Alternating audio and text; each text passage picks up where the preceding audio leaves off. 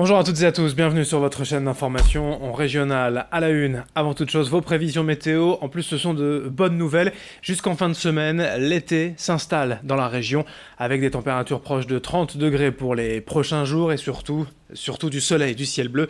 Quasiment pas de nuages, si ce n'est quelques voiles nuageux sans aucune gravité. Le beau temps, le ciel bleu, le soleil, les températures tout à fait estivales. Bref, une très belle météo dont on reparlera bien sûr juste après cette édition dans 7 minutes. Un sujet bien évidemment récurrent dans l'actualité, l'achat de fournitures scolaires, mais dans ce journal d'un point de vue solidaire, avec à Ronchin près de Lille l'association Feutre et compagnie qui apporte toutes les fournitures nécessaires aux familles défavorisées, cartables, feutres, cahiers, ciseaux et autres classeurs. Les bénévoles récoltent des produits de seconde main provenant de familles ou d'entreprises ou même d'administrations qui donnent toutes ces fournitures, ces outils de bureau dont ils ne se servent plus. Cette année, ainsi, plus de 4 tonnes de fournitures ont été récoltées et déjà 200 enfants ont été aidés pour cette rentrée. Actuellement, l'association manque tout de même encore de feuilles à carreaux, de copies doubles, de ciseaux, de taille-crayon ou de règles. Explication au micro de Xavier Silly. La distribution se fait toute l'année. Là, on est vraiment dans le pic parce que c'est la rentrée scolaire, donc il faut occuper plein d'élèves. Mais régulièrement, on va être appelé dans l'année par des assistantes sociales, etc. Ou des familles qui sont familles d'accueil pour des jeunes migrants, par exemple, qui vont être scolarisés. Et là, il va falloir tout équiper. Donc, on va prendre notre part en les aidant dans cet équipement scolaire.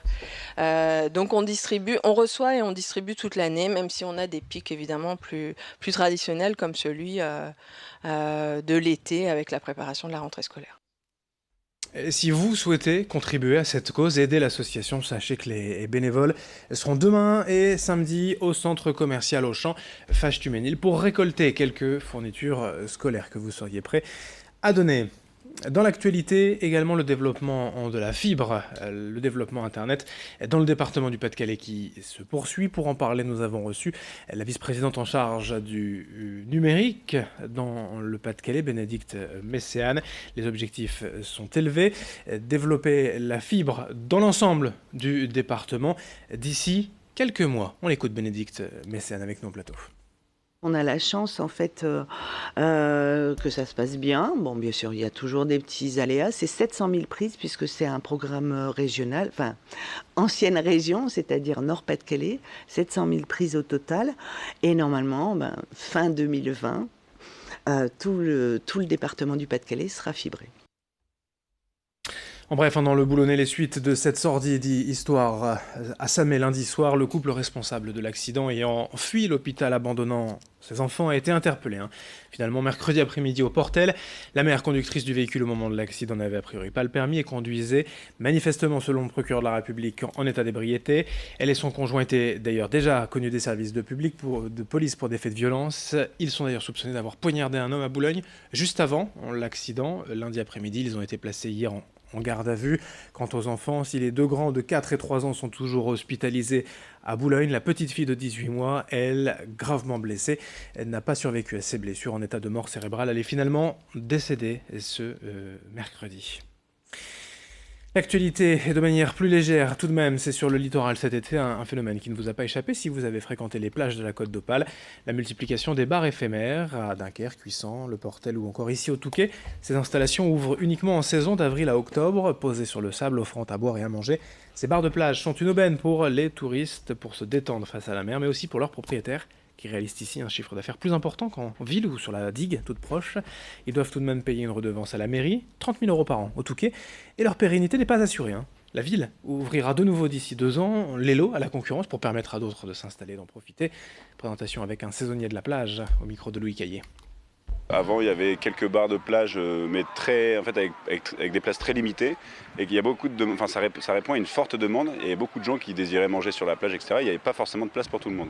Et même quand on voit aujourd'hui des belles journées comme ça, comme celle-ci, il y a des gens encore qui viennent et que c'est complet partout. Donc on imagine qu'avant qu'il y ait ce genre d'établissement, on peut s'imaginer que les gens avaient beaucoup de mal et que ça se bousculait pour manger sur la plage.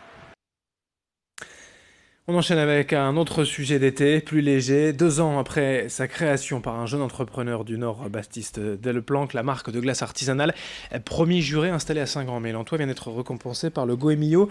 Le célèbre guide gastronomique a classé la glace à la vanille de la marque en 3e position des meilleures crèmes glacées vanille. Un parfum subtil de vanille de Madagascar, une texture onctueuse et un juste dosage en sucre.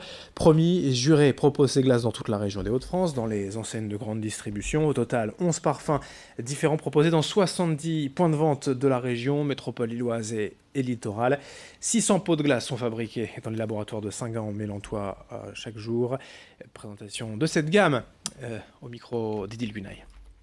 Le but que j'avais quand j'ai créé Promis Juré, c'était de créer une communauté autour du produit, d'avoir vraiment des gens qui s'identifient à la marque, qui puissent vraiment retrouver la qualité d'un artisan glacier là où ils font leurs courses au quotidien.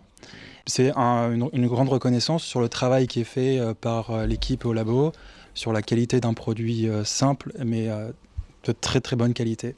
Je trouve que quand on vend aussi dans des magasins qui sont aussi des supermarchés, là où les gens font leurs courses au quotidien, ils n'ont pas forcément l'habitude de retrouver des produits d'excellence comme ça.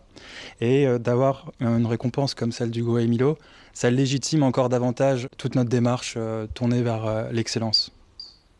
Pour finir, zoom sur l'Orchestre français des jeunes, créé en 1982, qui intègre une centaine de jeunes talents prêts à intégrer des orchestres professionnels et qui propose des concerts gratuits actuellement dans la métropole lilloise. Ce mercredi, ils étaient à la gare Saint-Sauveur pour jouer sur le thème du Mexique dans le cadre d'Eldorado et l'île 3000. Ils seront dans les prochains jours de nouveau à Saint-Sauveur, mais aussi à la Maison Folie d'Oisem, à la médiathèque La Corderie à Marc-en-Barœul. Leur objectif, c'est de démocratiser auprès de différents publics la musique classique et de s'exercer à jouer dans des lieux insolites, notamment des maisons de retraite, des hôpitaux ou encore des prisons. Explication au micro de Xavier Silly. Tout le travail des formateurs en médiation, c'est précisément de les aider à construire des discours qui vont être adaptés aux différents publics qu'ils auront en face d'eux. Je me souviens d'un concert qui avait été donné à la prison où il y avait un groupe de jeunes filles, elles étaient 5, c'était un quintet de Schubert, et en fait elles ont fait chanter les détenus. Et les détenus, qui ne sont pas forcément des gens très tendres, ont chanté parce que ils se sont sentis embarqués dans cette médiation, avec cette belle musique. Et puis ces jeunes filles qui étaient très sympas et qui les ont pris par la main, en quelque sorte, pour les faire chanter et les associer complètement au moment du concert. L'Orchestre français des jeunes qui propose donc des concerts gratuits actuellement dans la métropole lilloise. Les renseignements sur ofj.fr. Fin de ce journal, à suivre d'autres infos. Merci de votre fidélité.